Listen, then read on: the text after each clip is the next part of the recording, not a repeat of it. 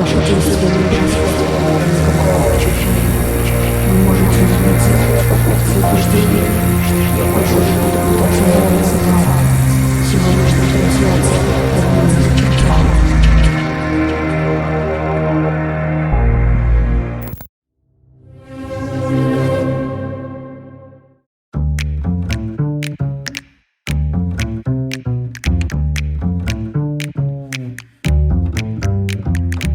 Hey, how goes it, Nina? Appreciate you coming on the show today. Hey, what's up, Ken? Thank you for having me here. Super excited. So, if you could introduce yourself to the audience, maybe let them know a little bit about Nina Hawkins and what you're doing with NFTs, art, and your projects. Sure. So, hey guys, my name is Nina Hawkins, aka NINOCENCE. I've been a photographer and videographer for the last 10 years. Also been doing creative direction and styling. I recently got back into modeling and music. But one of the big passions of mine has always been 3D work. And during quarantine, I kind of started to work on my own avatar because I've been always wanting to create an avatar of myself for the music path that I chose. But it's been kind of hard to find someone to collaborate with. And we had all this extra time. So I was just like, okay, might as well just like start learning how to create avatars.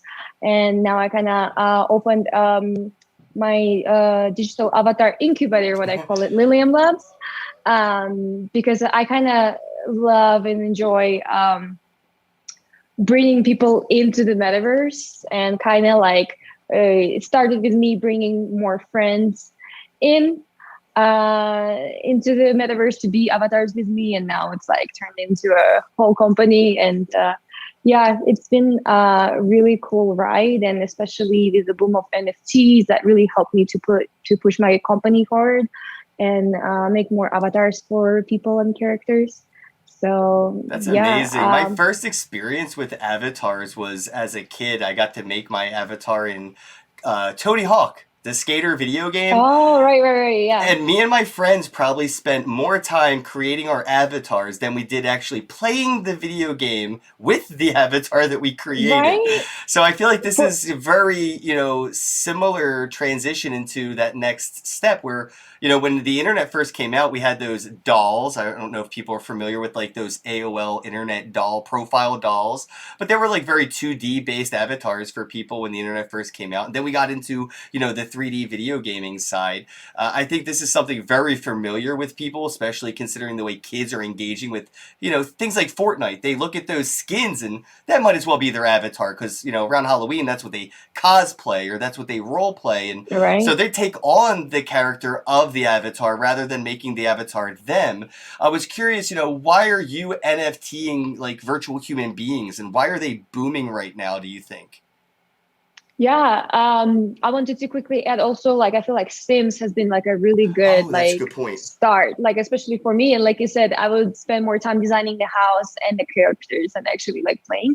But yeah, going back into NFT question, and the avatars. Well, like I said, I feel like when I created NINOCENCE as an avatar and she became, kind of really representing me in so many ways. And, you can feel like in 3D, there is no boundaries, there's no limits, like anything is possible, right? You can do whatever you want. So that's really awesome, and that's what fascinates me about 3D and like the avatar being able to like create a best version of yourself, or not necessarily the best, but the version that you imagine. I was just saying, it may not necessarily be the best version always, sometimes. But like when I work with other people and create it for them, I know that they're like, oh, well, okay, well, give me more like, I don't even know what this muscle is called, like more lats and these muscles and those muscles, So definitely it's like the version that people see themselves as. And then so this sounds like transhumanism art, right? In the sense of like almost being able to like body modify without modifying your body. Right, exactly. And it's just like bringing in more people to create like a little party of friends in the metaverse, and then same in like I just had an idea of like bringing in more people basically on the other side, on the digital side, and I think that's how it started. And now, especially like when everyone wants to make an NFT, like I feel like the most logic thing for like a big high profile person to create an NFT, I feel like is an avatar, like having their avatar to do something, and it's basically their representation in the digital world. So it makes sense. Yeah, I feel like you're right. People will, like you said with Sims, I feel like that was so on point, especially with the way that we're going to see these analogies played out in 20 years from now. People will be using this as that very similar comparison of what we're comparing Sims to this today's. This will be the Sims of something 10 to 20 years from now. Right? I'm curious to Yeah. know, how have your drops gone recently? I know that this is a very unique concept. So I'm curious, like, how have your drops gone, in the NFT space? Sure. So my first drop was like maybe back in March. It was called Marionettes, and it was based on the music video that I've done with my friend. If you saw that picture, it's called Meta Kiss, of like me and my friend kind of like kissing with this orange background.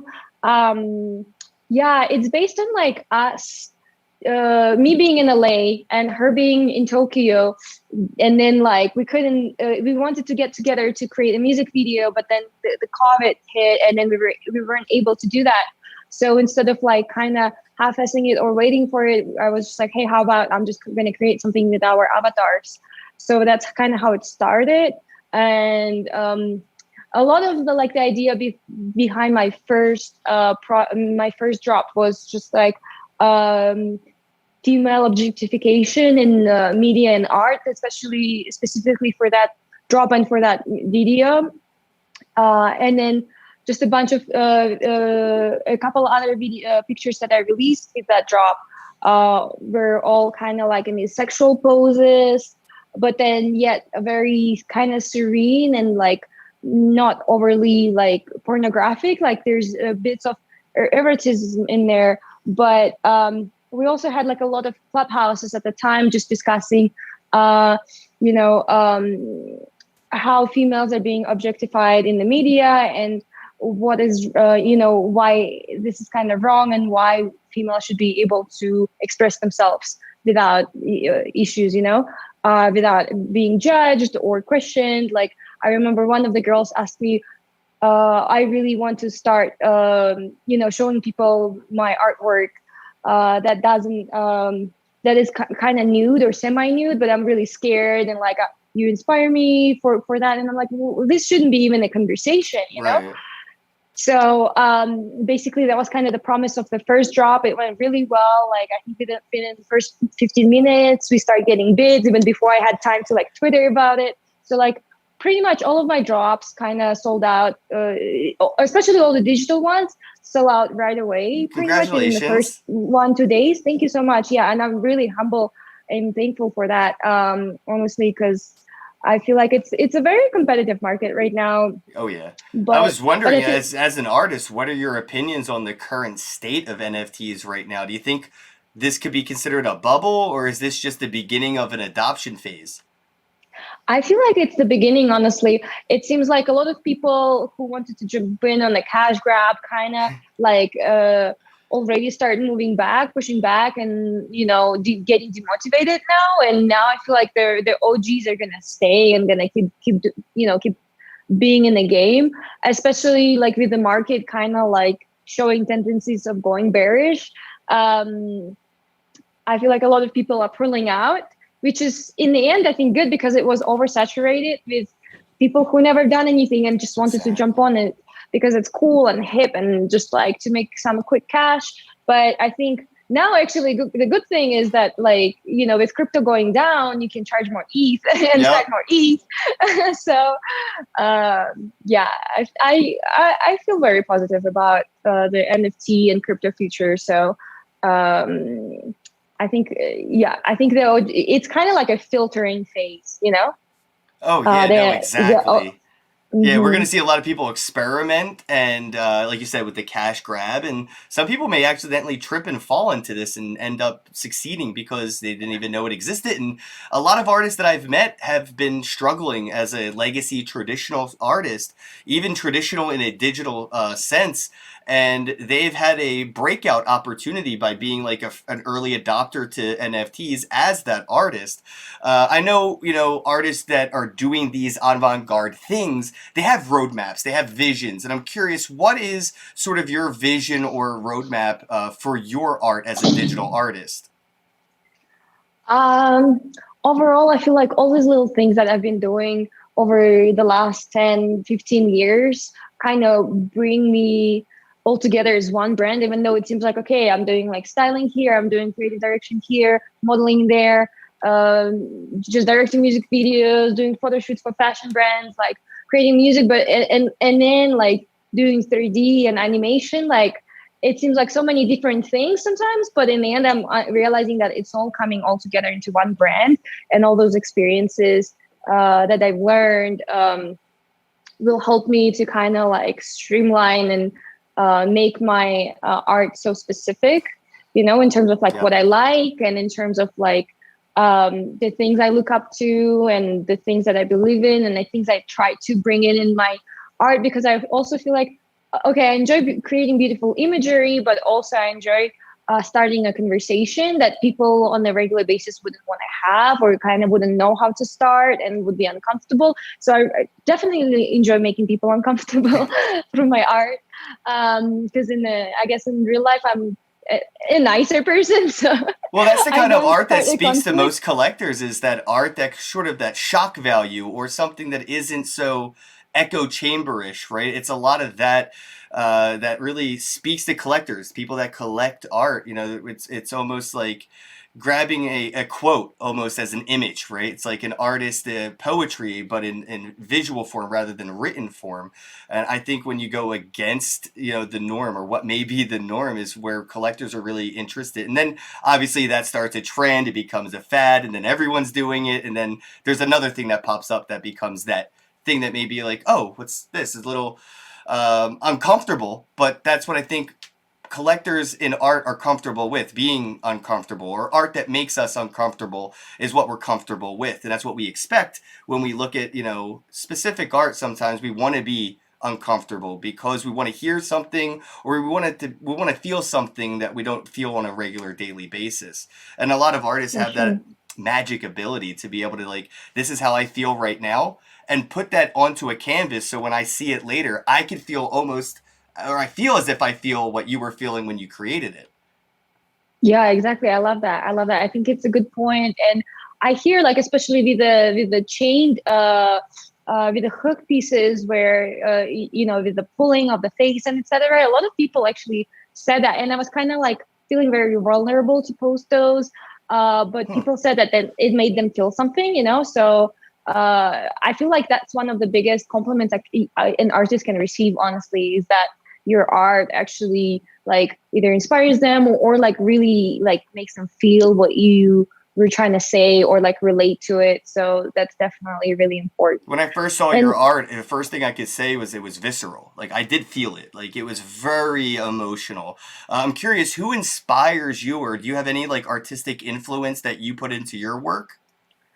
I would say overall, I'm really inspired by a lot of like sci-fi movies, obviously, and but a lot of also like ethereal and weird artists. I guess so I'm trying to combine all of that together. So things like obviously, like I guess like Ghost in the Shell, like Akira, like they're the classics, right? But then also really inspired by Bjork and like FK Twigs, and like all the weird things she's been doing over the years, and then like FK Twigs with her vulnerability. But Bjork has been an icon for like ever. And then also like more weird and hardcore artists like Aphex Twin, and a lot of like, I would say also another great inspiration that I for me is Metalocalypse. Really? I Yeah, love that Deathclaw. cartoon. Yeah, Wow, yeah, Death Clock. Yeah, amazing influence. yeah.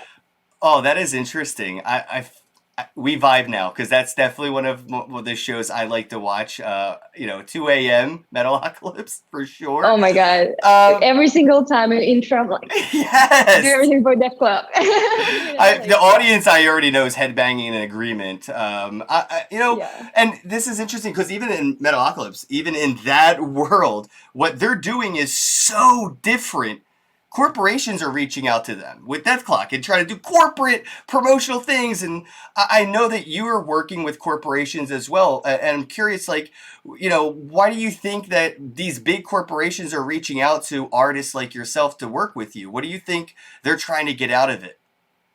Yeah, it's very interesting that you mentioned that. Like Netflix reached out to me to be a part of the NFT drop with Oh, 13 wow. artists. GG's. Yeah, like my third job was the actually part of the docu series. It was to promote their docu series. It was called "This Is the Robbery." It's about the art heist, biggest art heist in Boston, and back in 1990. So I think they reached out to us probably because they just wanted to seem more relevant and like relatable as well. I feel like because also big corporations get a lot of pushback, on environmental issues and like obviously capitalism and et cetera and et cetera. And I think a good way for them to stay relevant and is to collaborate with a lot of artists or bring it out. But then the part about like everyday how it used to be done in the regular like campaigns and marketing is that like, okay, the artist gets hired, but then they barely get like a small fee for it, and then the corporations make millions with it. With the Yep. NFTs, it kind of helped to turn this around where artists could become like, the rock star and could be more selective about who to work with and like make sure that they're getting properly paid, and then they're in perpetuity, they get royalties and et cetera and et cetera. Like other artists in the world, there are actors and musicians. They seem to get royalties, but visual graphic design artists seem to be missing out on those commissions that most other artists in other industries typically assume they're going to be getting paid royalties or some kind of interest-based commission on whatever sales may happen on that product. But yeah, a lot of the times graphic design or visual representative artists are kind of just one paid done. You get your hourly wage, whatever it may be, your sal, and that's it. And some of that artwork that these companies use go on to help them make trillions of dollars. I don't even know the name of the person who created the Nike logo, but I know it wasn't Nike. It was an artist. Yeah, exactly. And just like you said, with musicians, it's kind of tricky because like some of them become literally like slaves of the labels in the end of the day because the label 360 contracts. So, yeah. So in that term, it's like, I guess it's very important to like lawyer up sometimes and just like read through everything. But these days, like we don't even really need labels, agencies. Like my dream throughout my whole like career was to be represented by an agency, and then like I worked with several agencies and several management companies, and in the end of the day I'm like, I don't want that stuff honestly, because I mean obviously they help a little bit, but in the end of the day you're the one doing all the work and you're the one bringing them money, and more headache to yourself. So it's like it's important to stay independent until you need to, Yeah, I guess this would make a perfect wrap-up question is as an experienced artist, but now coming into NFTs,